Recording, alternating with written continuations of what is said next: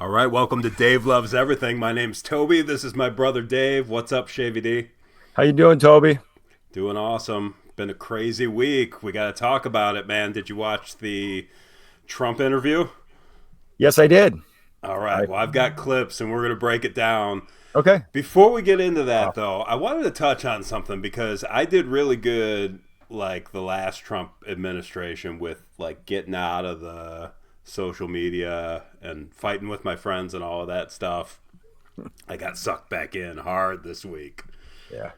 because I just have some people that just seem to want to be so vocal about how everything that Trump is doing right now is so awesome and Right. is part of the plan. And I just can't help myself, and I'm trying, but I can't. So I might have lost a friend this week. We'll see. Oh, We'll see how it all plays out. yeah. That's always tough. But we also got to engage with some Dave Loves Everything listeners who had some spirited opinions too. So, get in the comment section, people. Get us on TikTok, man. That's where the fun is happening. And Yeah, in it's the great to YouTube see. Shorts comment section. So let's get into it. I love it. All right. So let's start with this first clip, which I thought was one of the more contentious, because this was a very contentious ABC interview for those that didn't see it or know what we're talking about. It was the 100 Days with Terry. What's his name? Terry. What's his? I'm Miller? not Terry Miller. Terry something or other. All right, let's start with this one. Whoops. Those tattoos. Oh, he had some tattoos that are interpreted that way. But let's move on. Wait a minute. Oh, I want yeah. Terry. He did not Don't have the do that. letter MS13. It says MS13. Yeah, that was photoshopped. So let me That just. was Photoshop, Terry. You He can't had- do that. Hey, they're giving you the big break of a lifetime. You're doing the interview. I picked you because, frankly, I never heard of you, but that's okay. I knew But this I would picked come. you, Terry. But you're not being very nice. He had MS13 All right, tattooed. we'll agree to disagree. I want to Terry, move on to something else. Terry, do you want me to show you the picture? I saw the picture. We'll And you we'll think it agree was to disagree. Photoshop? Well, Here we go. Here we go. Don't Photoshop it. Go look at his hand. He Fair had enough. MS13. He did have tattoos that can be interpreted that way. I'm not an expert on. He had MS13 on his Okay. knuckles. I have thoughts, but I want to get your initial reaction to that. Well, unfortunately, I have not seen the photo. Have you seen the photo? It's so obviously a Photoshop that it's It absurd. has to be. It has to be. So, I mean, we've well, seen give the- me your initial thoughts, and I'll try to find the photo while you're doing that.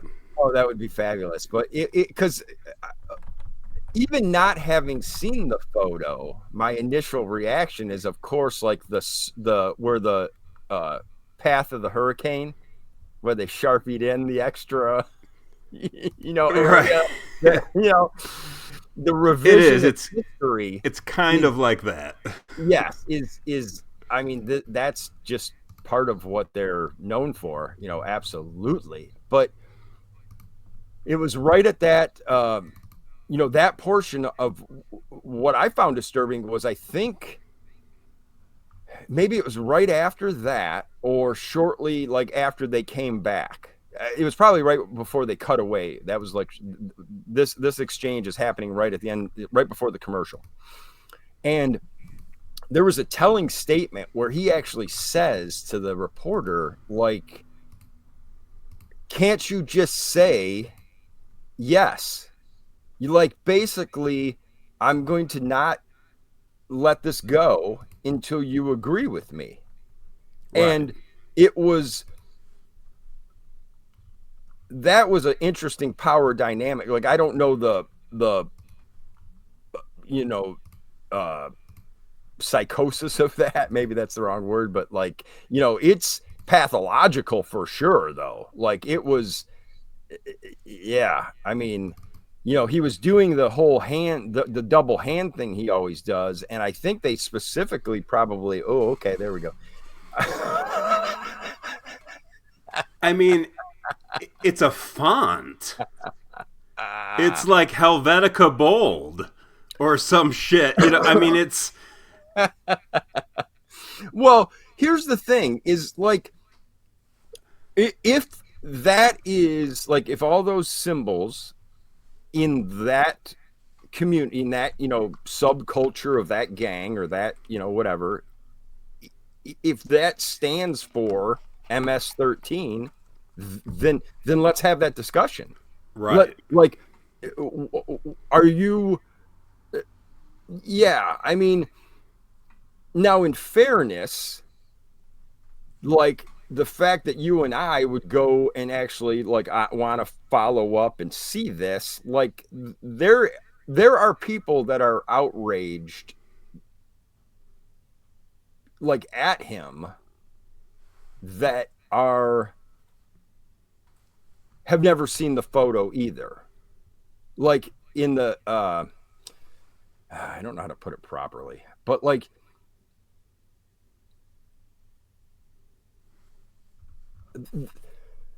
he wanted to pull that photo out there as a proper propaganda opportunity. And so I'm glad that the reporter pushed back and didn't allow that. But at the same time, as much as like there's a discussion to be had about these things, and that's why like last week when we talked about due process, that's why I get so upset, because all of the important shit gets lost in the weeds, you know, no matter how this thing all, you know, the outcome is. But for the president to, I don't know, I just still, you know, and maybe it's, you know, a bygone era that will never exist again, but like the person holding the position should have a certain level of reverence for the position that would permit him or would stop him from prevent him, excuse me, from making those statements and doing those things. Like, you know, in that very interview, the very first, you know, the first couple minutes, he's wanting, you know, in a very, you know, in the opposite of a convincing fashion, he is talking about his reverence, and therefore, you know, for these men that came before, and therefore his reverence for this office, not only physical office in which they sit, but also the office that he holds. And yet, you know, the majority of the interview is, you know, him pissing and moaning and bitching and being beneath the station that he's somehow achieved by the popularity contest that is our elections. Like, and the bullying that he tried to do with that guy. Like, again, if they would have had the seats just a few feet closer, he would have done his other move that he always does, besides the hands in his lap, is the where he touches the other guy's knee, like to interrupt him and stop him and like show the like the dominance, like the, you know, it's like a, you know, a big ape that just, you know, a gorilla that smothers the other one, you know. Yeah. It's not a fight, but it's a, you know, I could fight you, I could piss on you, or I could do this. Right. The lap touch or the knee touch. Right. The attempt to just steamroll and dominate and like really gaslight, you know. But what struck me about what he was saying there, if you watch him, it made me feel like he genuinely believed it. Yes, that's a good. And the concern about that is like there's certain points in the interview where you can just tell it's typical just Trump just bullshitting and saying the things that he says, the you know, flights of thought that he has. Right. But he believed that. He believed that that was a real photo with those digits on there, which means that he doesn't have anybody around him, just like we all kind of know. But that confirms that he doesn't have anybody around him that's telling the truth. Right. And I think they probably think, hey, don't just tell him shit. He's going to say it so much more convincingly than we will. So just tell him whatever we need to tell him. Show him pictures, send him out there to do his thing and to be an agent of chaos or whatever. But like he bought that shit. Like he was so emphatic about that, even to the point if he's telling the reporter pull out the picture, you know for sure he fucking believes it. Well, so he has sycophants around him, and he could stare right at that picture and not have a fucking clue because he, you know, he would not know. Yeah, I mean, I'm not saying that that's not correct, but I would assume that, I mean, you have to be, I mean, I think of like the goat in the Sandler song about he didn't know what Photoshop was, Yeah. if like that is so painfully so my thing again is more, I think he was coming at it like maybe initially it fooled him, like you said before, like how often in when he learns something on the spot, he has to repeat it like he's going to teach you, because obviously he just learned it, but he's going to say it in a way like, well, all, people have known for a long time, when he just figured it out. So like, I get that angle of it, but I think that it was far more like he probably saw it, whenever at first the controversy again, this shit is coming so fast and furious. I don't even know what days are, what is being spoken of. Yeah. But when this first saw the light, this photo, he's probably saw it, was fooled by it, and then like took a beat. I don't think he's a dumb man. His actions maybe, but I don't think he's downright stupid per se.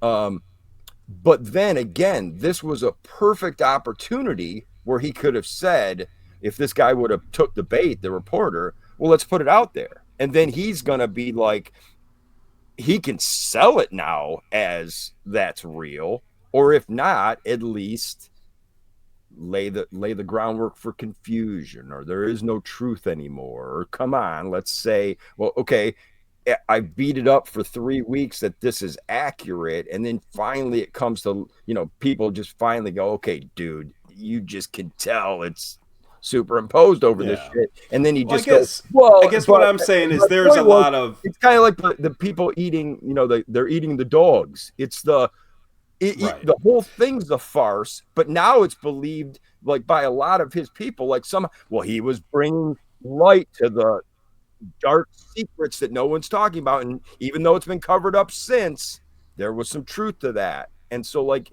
it's all that shell game of his lie after lie after lie after lie.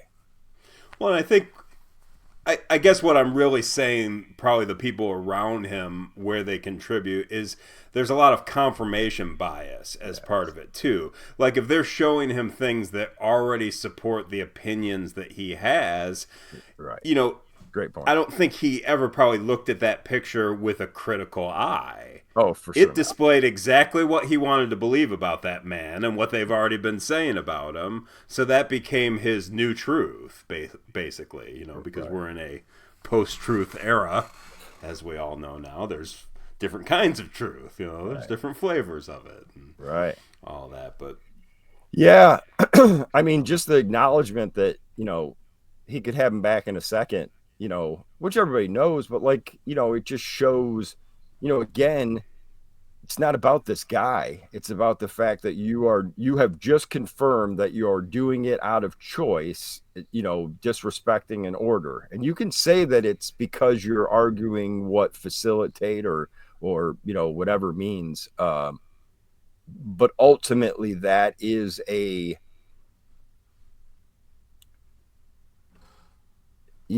process matters. And yeah, I'm very, I mean, I have a lot more to say, but let's go to the next clip. Please.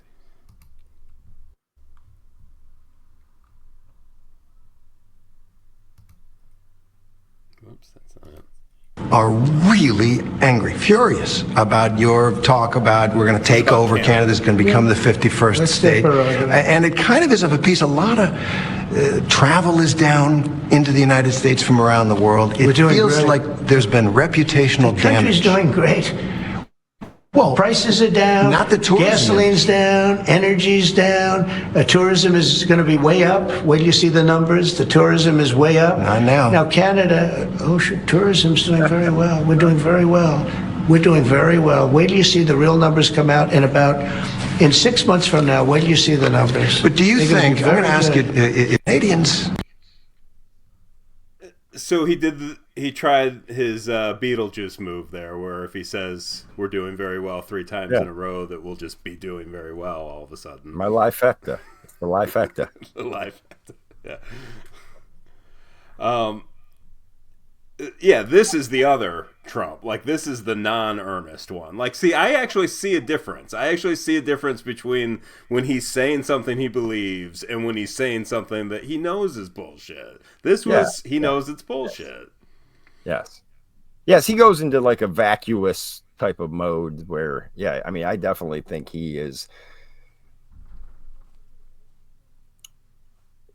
Well, I mean, he you know, the most telling part of the interview, as far as any kind of like the word of the day, you know, or the month is, you know, volatility and you know, some stability. The only way to get it back is you know, have some understanding of what's coming down the way.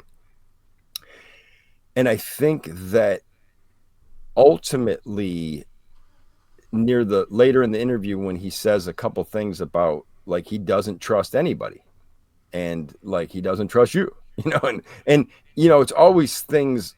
Oftentimes, when he's saying he's not 100% sure about. Correct, and he doesn't trust anybody 100% or anything 100%.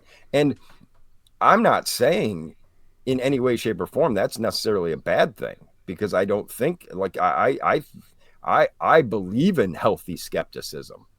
So those words ring absolutely true. But there's a you know, so often in communication, it's how it is said. And you know, I'm so happy I watched this interview, and it's, you know, again, he doesn't do things from strength. He does them from leverage, and that's a different thing. And he, like, when he says certain things and the way he says them, you can tell that he is, you know, he's not a bold, brazen person. Like, again, he is allowed to be this disrespectful asshole because of the backing of the powerful few that facilitated it, and now the multitudes that have bought into it. So, like, yeah, I'm if we didn't think that, and we all did, but like that everything he does is just based on an overbelief in himself and on whim, then this interview in spots absolutely cemented it for me. So yeah. that chills me to the bone. Yeah. Yeah, I agree with your point about the 100% confidence, because that really wasn't a fair question to say, well, do you have 100% confidence in Hegseth? Mm-hmm. You know, I don't think you do. I think his answer was actually correct. You don't have 100% confidence. The only problem with that sentiment coming from Trump is it was a lie, because he does have 100% confidence in himself. You know, well, so yes. he can't say, I don't have it. How could you have 100%? Well, you're a fucking preening, you know, peacock that thinks, you know, you definitely have 100% confidence in yourself. But he doesn't. In a certain way. I mean, that's the whole thing. That's the misnomer, to at least to me. I mean, his brand is that he does, though. I would absolutely, say, you know. Absolutely. That's what I'm saying. Like, the fiction was perfected during The Apprentice, and he has played that part ever since. And I think he would crash in on himself if he was ever really, like, candid and anything other than the boss on The Apprentice. I mean, it is, Yeah, I don't see any of that. Like Like there are, if he hadn't had dinner with Bill Maher last week, but instead just had a one-on-one dinner with the Robin Williams character from Good Will Hunting, and he just sat him down and was like, "It's not your fault. just let it It's just not your fault." That's what Trump needs. But unfortunately, it is his fault. So well, I mean, I don't know what he needs, and I don't even want to, again, I mean, it's an oversimplified joke of I don't want to get in that head, but like it's the all I'm saying, I guess the delineation I'm making is just simply there are people with not a fucking two nickels to rub to fucking together that are cocky, exude strength and charisma and all that shit. And if Trump didn't have all of the false, the goal, like all of it is a pretense. All of it, like that's why it rings of a con. Like even the stuff that you and I would acknowledge are not only heartfelt ideas but are good ideas. It gets lost in the minutia of the image or of the the again the he the false concoction that started with the art of the deal, progressed through lifestyles of the rich and famous, got the turd got polished during The Apprentice, and now we're reaping the whirlwind. So, yeah, you know, yeah. but Oh man, just the Facebook arguments I got in recently. I just don't understand people's just desire to dig in so much, like that they start just making things up out of thin air that don't even make sense. Like, so this was somebody's idea. Well, why doesn't this was after they talked about like Amazon maybe putting the prices with the tariffs, which I guess was never really going to happen, or no, who knows about that? Maybe it was going to happen and then he got talked down or whatever. But this guy was a disturbing image though. The what's that? Like, I mean, I thought it was all just it was I'm sure it was some leak internally of somebody got their pearl clutched and got their panties in a bunch and leaked something that was never going to really happen. It was probably just something that got discussed in a meeting to make everybody feel better. But the thing that shouldn't be missed by anybody, and I don't give a fuck what he says after the fact about, it was a good conversation and he's a good man. When that press secretary held up his photo, regardless of what she said about, oh, this was a political statement and where were they when Biden was letting inflation go through the roof and this, that, and the other, which again is their false straw man, argument. Right. But go ahead and make, again, it's free speech. Go ahead and make your false argument, but don't, like, when you're holding up a photo of Bezos saying he's a political enemy, basically. Exactly. Actor, essentially. Yeah. That is, the bully pulpit that you possess from that, through that whole administration, you are the executive branch. You execute the will of the people, and he is just executing his own will. And he can say all he wants about I'm doing it for posterity and so on and so forth. Garbage. Yeah. If you are so, if you believe in your ideas so strongly and you're willing to put, and again, granting what he said in that very interview about not being 100% on anything, put them out there and let's discuss them. And even if it is where, like, okay, now I'm going to give you some tough medicine because this is what is required to get us to, the better future, whatever, that can't materialize out of nowhere. And the argument of, well, I said it all along on the campaign trail. No, what you always repeatedly over and over and over and over and over and over said was on day one, on day one, on day one. And I get that it's not realistic that you snap the fingers and so on and so forth, but you have done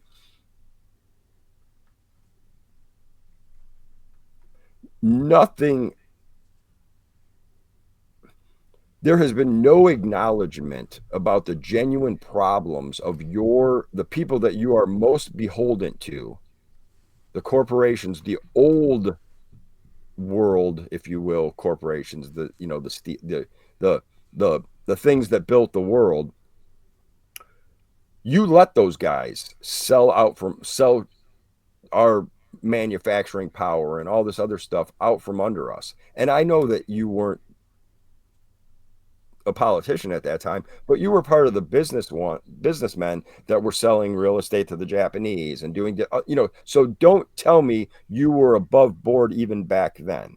But whatever, if the system got off the rails, which I would be the first. I mean, I don't think anybody has fucked up this country more than than Biden, let alone like what this guy's doing. He's trying to I mean, you heard it in the interview. Everything is about the last guy. But yeah, even if all that, like I said, some sort of tough medicine has to be taken, then it really has to be acknowledged beforehand, because and I would argue, politically, most importantly,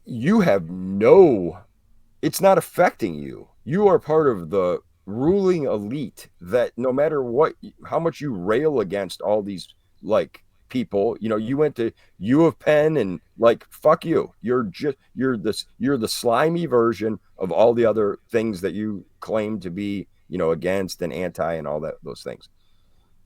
But far more importantly, if you even remotely give a shit about these common men and women that you seem to want to claim to be behind but do nothing to fucking actually help, a little fucking warning, a little period of time to prepare and to fucking be ready for the transition. Instead, you cut the legs out from under a bunch of fucking hardworking people in all these different, and again, first person that'll tell you government has gotten way bloated, shit had to change, the sooner the better. But let's not fuck up the whole institution for the betterment of a very, very select few, and then blow the smoke up my ass of somehow you're a man of the fucking people and you're doing it for, everybody's own good. It's all going to work out in the long run. It's always the long run with this guy. There have been no referrals to the Justice Department at any. Well, you don't know that, do you? How do you know that? Have there been referrals to the? Are there criminal referrals? How would you know that there were no referrals? I think there were referrals. They generally are. There's been no investigation from the Justice Department. How do you know that? I'm asking you, sir. No, you're not asking me. You made a statement. You're not. Now I'm asking you. That was a statement that you made. There have been. I'm asking you. Have there been? Yes, there have. So there have been referrals for fraud from the work of the have been. Take a look at some of these things that took place. Billions of dollars were given to people for no reason whatsoever. Okay. Weird moment, complete non-answer of that question, but also kind of felt like, I mean, if you looked at Terry's face, it looked like he almost maybe, he was right. I don't know, like maybe they had more information than they were supposed to have, kind of thing. He felt immediately deer in the headlights, but yeah, no, I think he did. No, I think he came at him with a little bit of tried to get a gotcha, and he didn't. Like Trump didn't. Trump can get baited a lot, but he also can do that thing where that's one of the rope-a-dopes that he does, where I think he overstated what he knew or didn't know, and then Trump kind of played it. Now, don't get me wrong. Once that is he could have handled it far different. Like, again, I think he was deer in the headlights because he wanted it as a gotcha and it didn't work. But if he was really like the, from our, the whole, if he was a Peter Jennings, a Ted Koppel, a David Brinkley, one of these guys that I remember at least, he would have been ready for that and would have come back with even if he had to like somewhat apologize and said, oh, that was a presumption. But usually there would be, some sort of release from the press department of the State Department that would indicate that, prosecute. You know what I'm saying? I'm sure there are checks and balances in the government that release to the press when things are not saying initial investigations, but when they're ready to bring some sort of fraud charges, that they don't do that in silence. And if they do it, shame on, like, that shouldn't be how the system fucking works. Well, and especially in this particular case, because we all know damn well if they had found any legitimate fraud in any of those Doge explorations, they would have been out with the chainsaw, and celebrating it. So we would know about it, he would know about it, and they'd be talking about it. Well, absolutely, and I think where the dodge went, and I don't mean Doge, I mean in the dodge by Trump, right? The dodge by Trump in this particular interview. I think what he probably, because again, usually it's what was what he last discussed with the last person he discussed it, and you can kind of almost over the years you can almost start to tell, just by the topic or how emphatic he is about certain things. But there was oh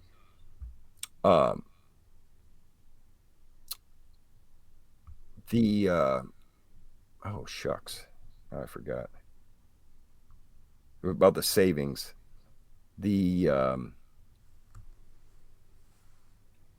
Oh man, I'm sorry. We were just talking about where he was surprised, and then he said, "Oh, the fraud and such." I think that at least what I gleaned from that comment was he was maybe talking about the pandemic era stuff. I think there's a lot of low-hanging fruit there as far as people, like, first of all, shame on the government because they kind of just absolved everybody of paying any of that back or being responsible for any of that. So, that kind of like but it would be typical of Trump and his administration to go for something after the fact, like the mineral deal or the different things like that.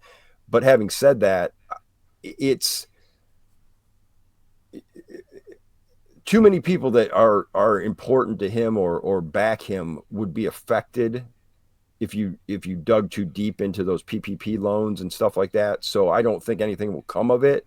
But if he could maybe locate a giant whale, like beyond a big fish, a fucking whopper that was like a Dem supporting fucking Hollywood type or whatever, where he could just offer raw meat to the base, we might see a fraud charge in something like that. But other than that, that's why he has shit canned so many people. I walked through it before with the, start at the IRS, go through the lawyers, go through the judges. He's really doing exactly what, like,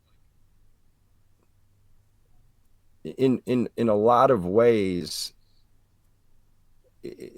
some of these are worst case scenarios, and it's not, the best way to handle them is definitely not to, like, either run around in hysterics like I see a lot of, or, oh my God, that fucking Cory fucking dipshit Booker sitting on the stairs of the fucking that guy just misstep after fucking misstep. And then Jeffries is going to tell him, like, a plan's coming.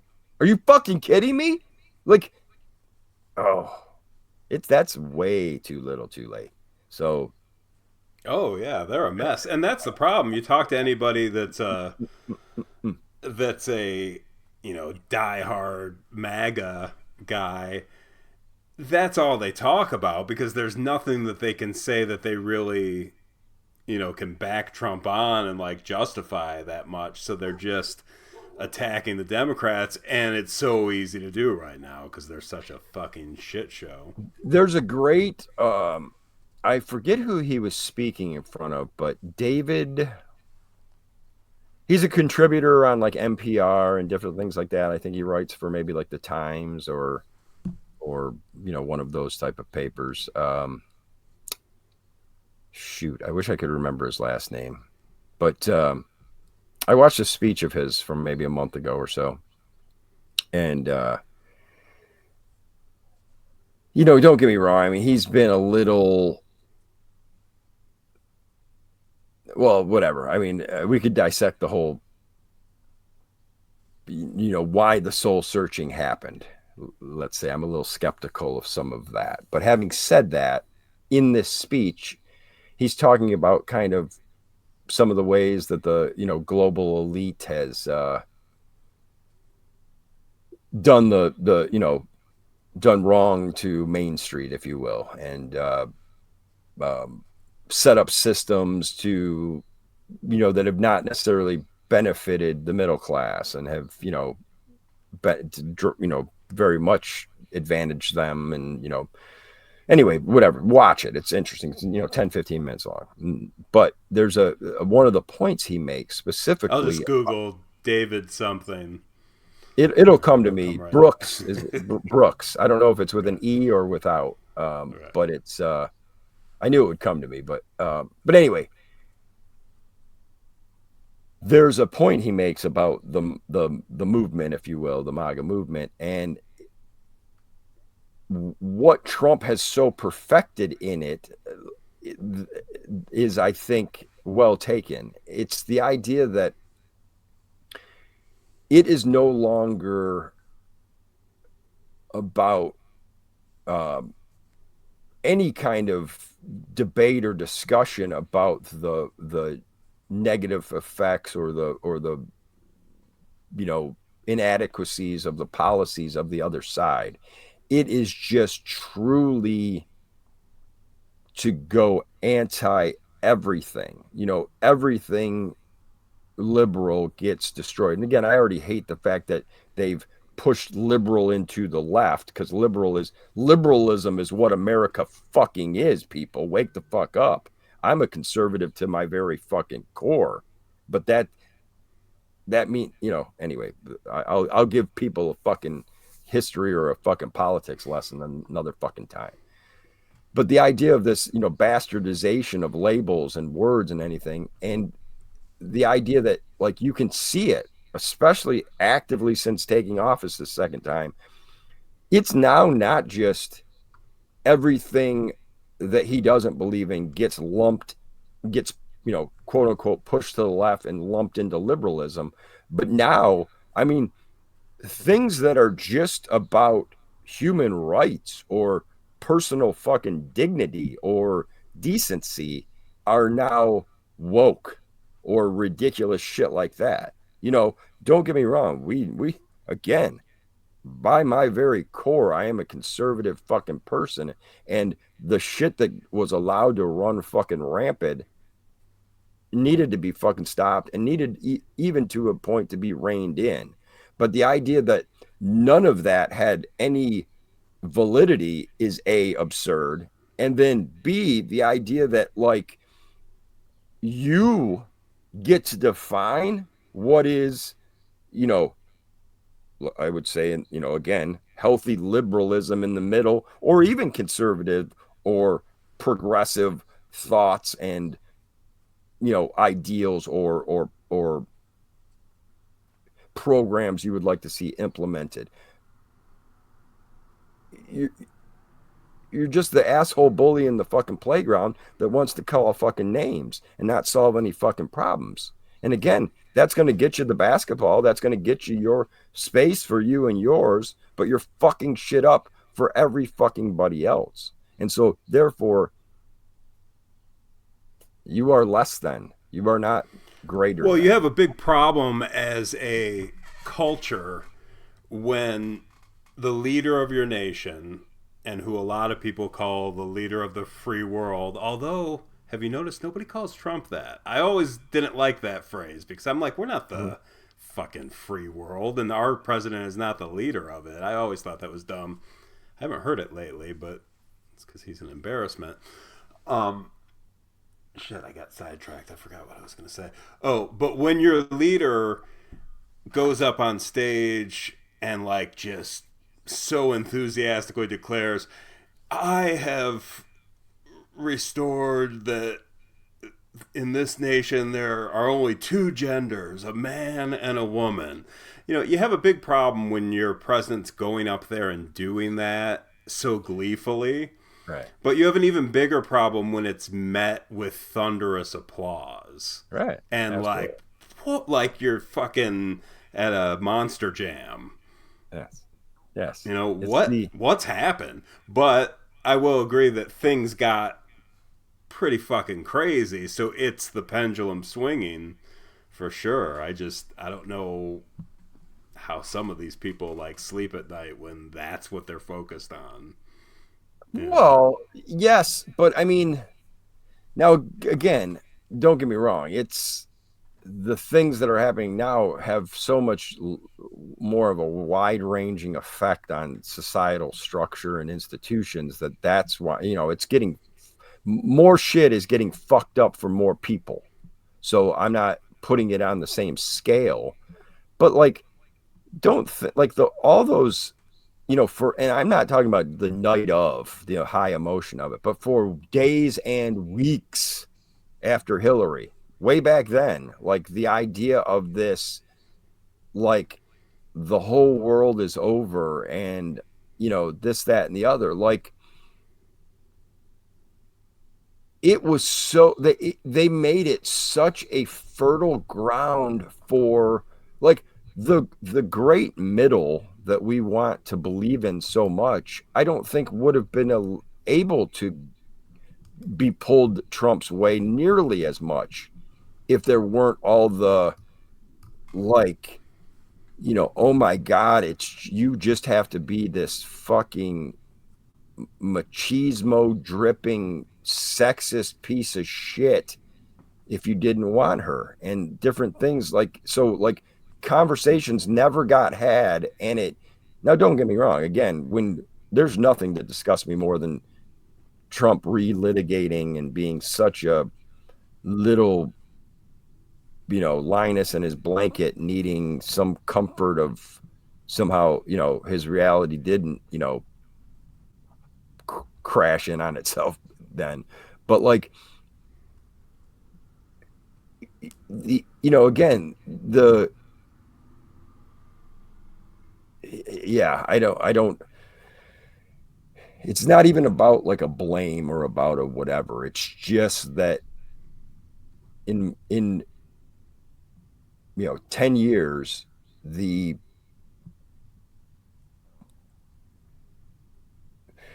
way in which decision making is so based on emotion now versus reason is startling. I never saw.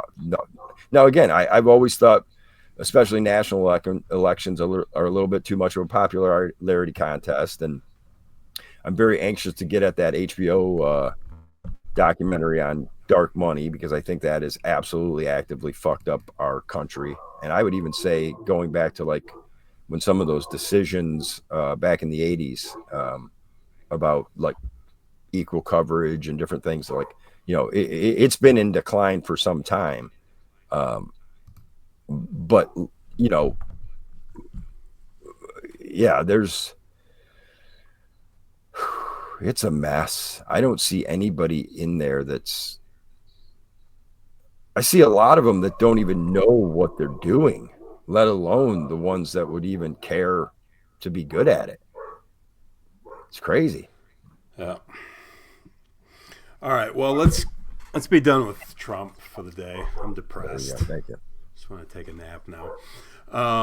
Want to cover one more story before we wrap it up for the day. We have the NFL draft, which we will probably discuss more in depth at a later date. But I wanted to talk about the Shedour Sanders prank call and get your take on that. Well, what a fucking manufactured, like, I mean, I had to. I mean, do you think that whole thing was like a PR hoax thing? Is that what you're saying? Well, no. I mean, well, I'll get into that, but like, I found it difficult. Like, I had to hop around some channels to get coverage because, like, I have NFL Plus, and I thought they were way too. You know, they made a decision about how they were going to decide that things went down, and it was. They were beating you over the head with it, and I didn't care for that. And like implying there must be some deeper like collusion amongst owners or some sort of garbage like that. And I think that, I mean, again, the kid was a you know, relatively accomplished in his career for what he did, but like his measurables weren't that great. Like, he didn't have a super robust, like, game-changing arm. He's certainly not, you know, he's sized more like his father, like a defensive back, not like a quarterback, you know. So all of those measurables were not there. And then I think the sideshow, I mean, we come from Detroit. I mean, like, so we grew up on Barry, and he handed the ball and went back and expected to do it again and acted like he was going to do it again.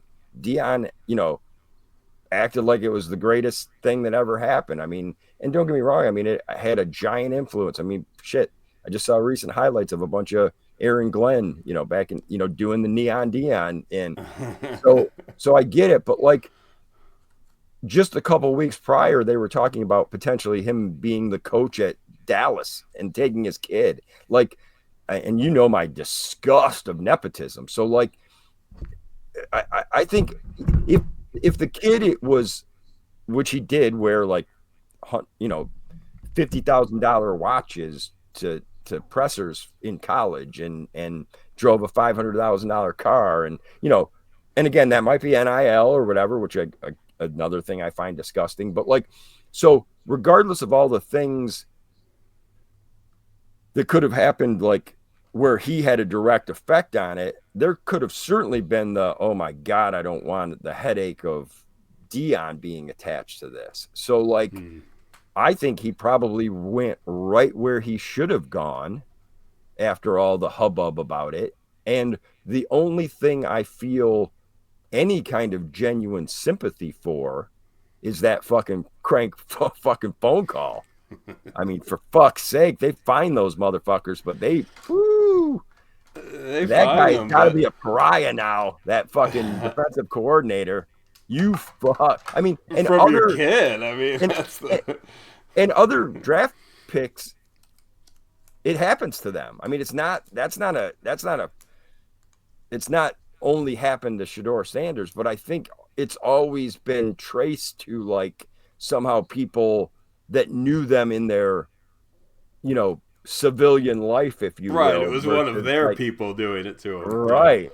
Like, you little worm, like you little, because your daddy was an NFL player, you just didn't grow big enough to even get a sniff. And so now you got to ruin some dude's fucking, fuck you. Like, that guy, yeah, I hope he gets fucking embarrassed for the rest of his life. Or I shouldn't say that.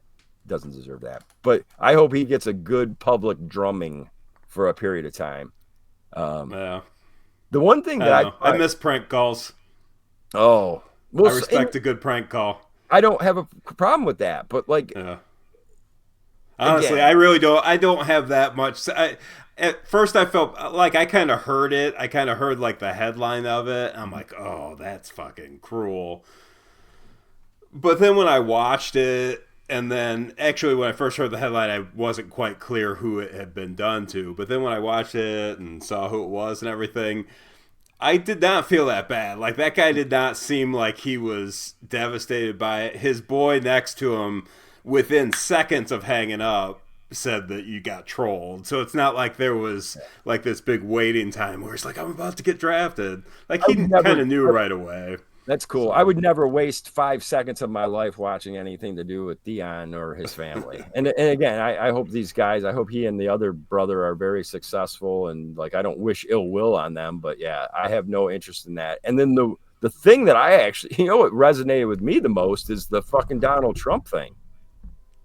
the fact that you'll have to call it up. I mean, you might not be able to right when now. He said something in the press conference about it or whatever. No, when something like when he was sliding that first day, he first of all, okay, dude, like you probably should just not wade into NFL at all. Like you self-serving, whatever. I mean, again, I don't want to be too nasty yet, but so anyway, so it was already just reeked of just disgust. It was disgusting, the idea of even weighing in. But then, like, I don't know what it's. I won't be able to repeat it. But basically, it was like how they were wrong, and how can you let this kid sliding, and I knew his dad, or I know his dad, and he's this great thing, and blah blah blah. And so then, listen. So it gets down, and then he pulls one of his all caps, and I wish I could remember it because it's 2 words, but it basically says like, designer jeans or something like that. Like basically, like this kid is somebody's kid, so you should. How the fuck are you not already drafting him? And then at near the very end, he says, like good luck, kid, or whatever. Say hi to your dad. It's because, like, again, oh my god, it's always about him. It's always about him.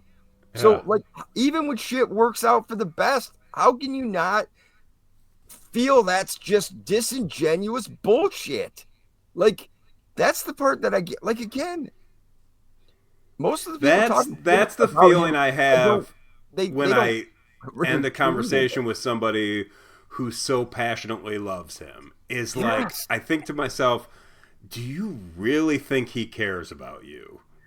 I mean, do you really think are you really buying the, I'm here for the people bullshit? Right. And exactly, because what I would absolutely accept, and again, I'm not some, purveyor of the conscience for our society, but like, I certainly wouldn't, would be far more inclined to buy people's bullshit if they would at least have, like, say, the argument. I've heard a lot of Christians, like, for instance, put forth the argument of, he might not be one of us, but he's for us. So like in the secular community, the business community, something like that.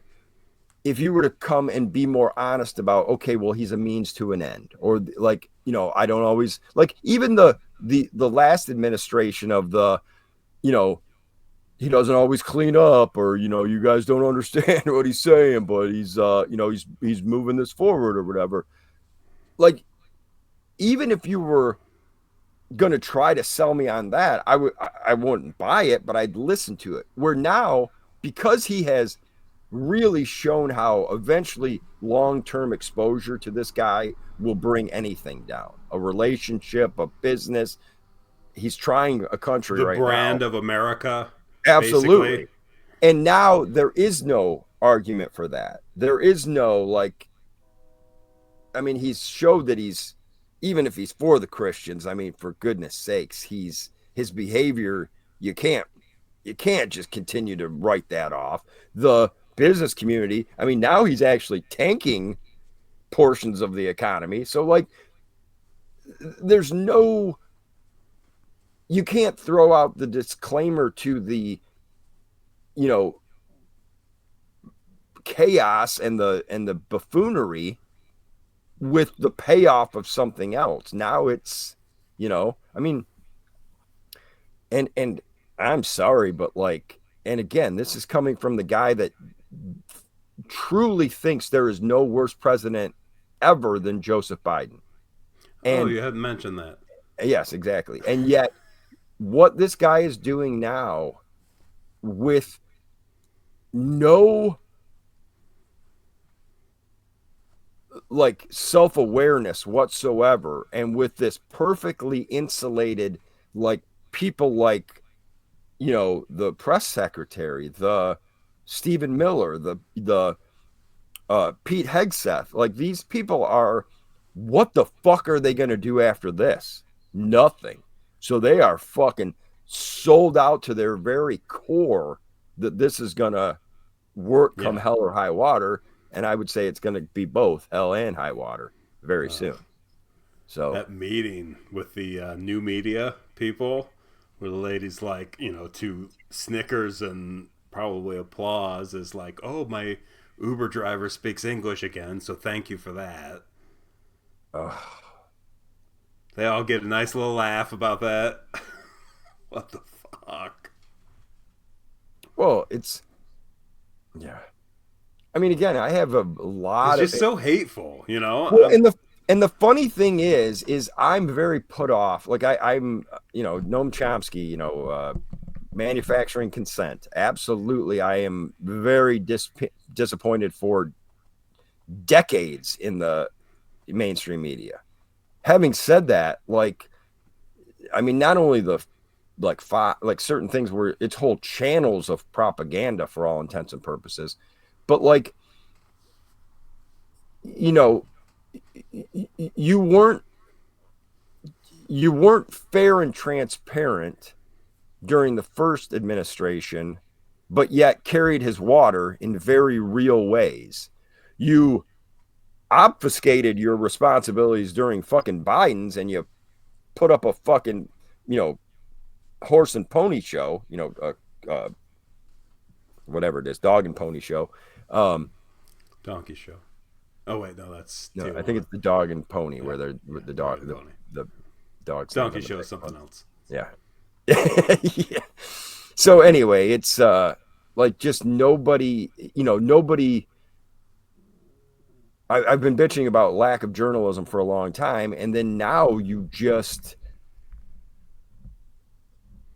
whatever standards were still held to are decimated when all of the actual physical papers disappear. When things since the, inception of CNN and the guidelines and very actual laws and statutes that were changed in media since then. And now you're getting into parts where there is no course of action. Like, I don't think you can be held to certain standards online, maybe any standards, but certainly not to the same rigorous standards that you would be held to on television or in print or things like that. So these fucking people can spout off whatever, and when done with some organization and synergy, it's you can reap some pretty fucking, selfish and bordering on evil ends.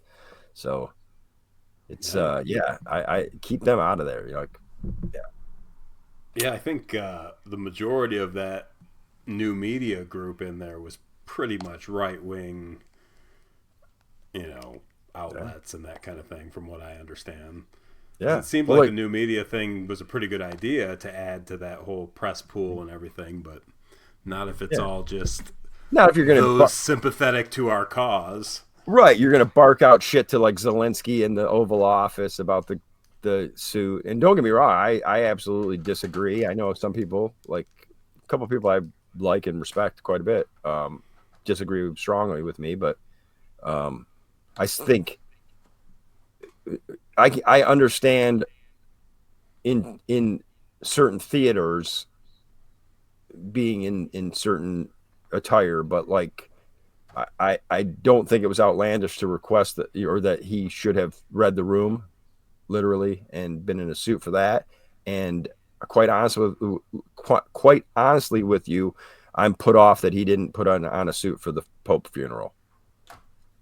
Every bit as much as I am that Trump wore the blue tie instead of the black tie, because Trump is as much as the shit he took for the blue suit, that's actually in the Prince William wore a blue suit and a black tie, and that's one of the absolute guidelines. I looked it up that they were allowed to wear to that funeral. So Trump wasn't like way out of left field for wearing the blue. Now the rayon-ish looking, shininess, I would have preferred not. And absolutely the guideline of a black tie versus a blue tie should have been adhered to.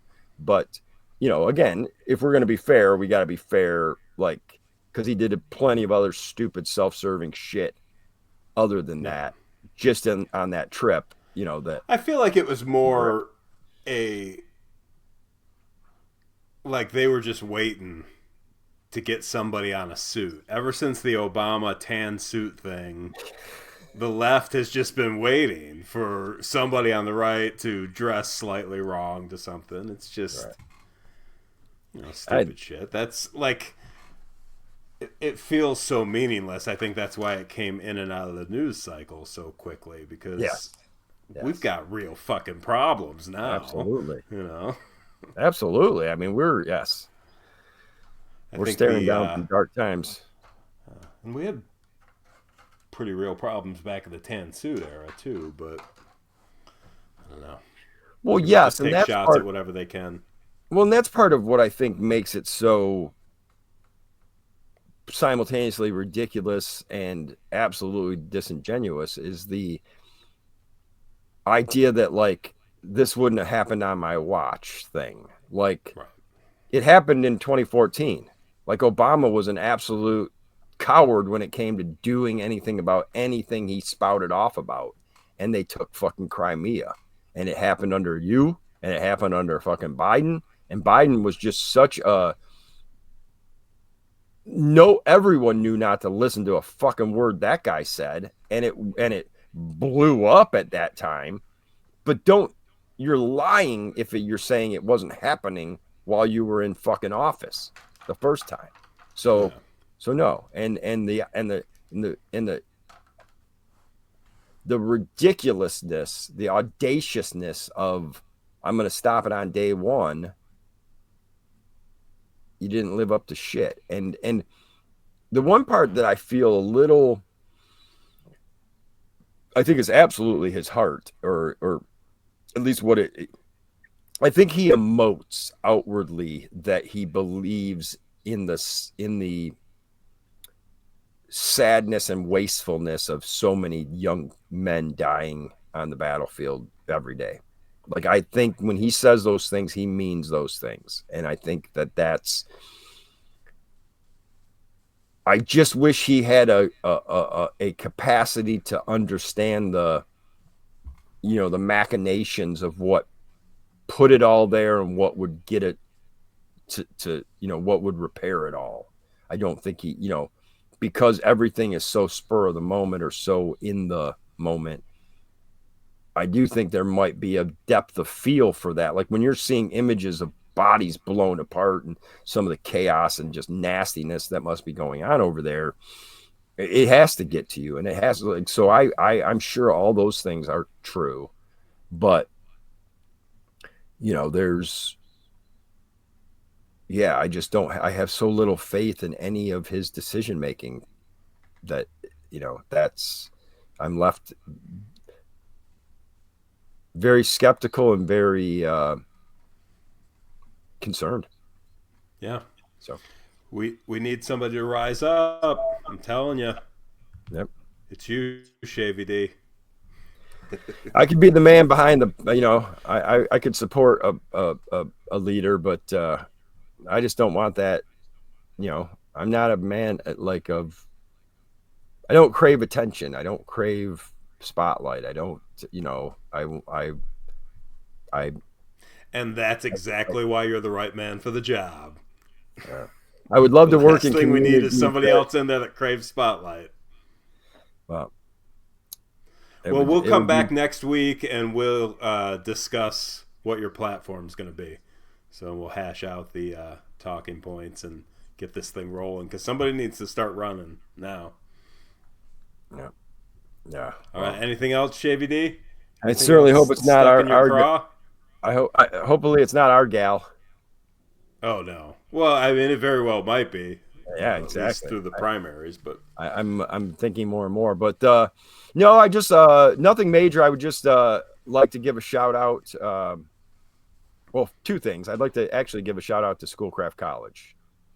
I really enjoyed my time there, and I'm looking forward to my graduation, my commencement ceremony, and I may very well go back for more classes and some other things. And shout out to Scraft. Absolutely enjoyed the school, enjoyed the administration, the people, the mentors, all of it. And then second generation Schoolcraft graduate. Yes. Mom graduated from nursing the year I graduated from high school. Oh yeah. So I hold that very dear in my heart. But and then on a more just fun note, a special shout out to the Pistons. Yeah. It's been a long time since they've been good, and I've been liking the product I've seen, and I'm engaging a little more. I don't like the product. I don't like NBA basketball anymore. It's changed too much for my taste, but they've got just enough of that going to work and Bad Boys flavor from the previous incarnations that I like them, and I like Cunningham and the supporting cast, and Bickerstaff is it's there's a level of I think they're trying to embody a little bit of that grit and stuff that the Tigers have taken on, and it's just smart marketing too, because everything is nostalgia and throwbacks and reboots now. So just reboot the Bad Boys era. Oh yeah, it was. I mean, that's all those old guys that gave up on the NBA like us. Maybe get us back in. That's when it was at its best. I mean, that was. That was. We watched the Magic and Bird, thing that basically, brought it into the prominence that deserved, and then. Obviously with the connection to the Bad Boys and stuff, but then even the bittersweet connection of forcibly passing the torch to the Bulls, and and that was about the end of it. Like I think I would even say there was a by the end of their when he stepped away after the first three-peat, when he came back, I think the league really, that's where it started to change. And then by the time it became its current product, it's so different. It's so, any of the technical aspects of it, I just think are so gone. And yeah, it was hard to watch some of it, but it seemed like they really let the guys play in this series from what I've seen. And that gives me hope that maybe it's not, much like they had written off the running back, and we've seen, what a key, position and what superstar players can be in that position in the NFL. Perhaps they will, really understand that defense is exciting again, and hold the superstars to account a little more with the travels and the double dribbles and the it does make the game better. I know it's might bruise a few egos with these guys, but I like seeing the old clips that pop up in my feed, and like the interviews now with like Bill Laimbeer. He's like, yeah, they would have arrested us for some of the shit we did back then. Oh my word. Mahorn. Yeah. Crazy stuff. Good times. Yeah. All right, Shavy D. Well, I think we did good work today, and let's wrap this up, and we'll do it again next week. Yeah, I look forward to seeing you Saturday. All right. Yep. We'll get to see you walk across that stage, and we'll talk about it on that next week's show. All right. Love you, bro. All right. Love you too. Thanks for listening, people.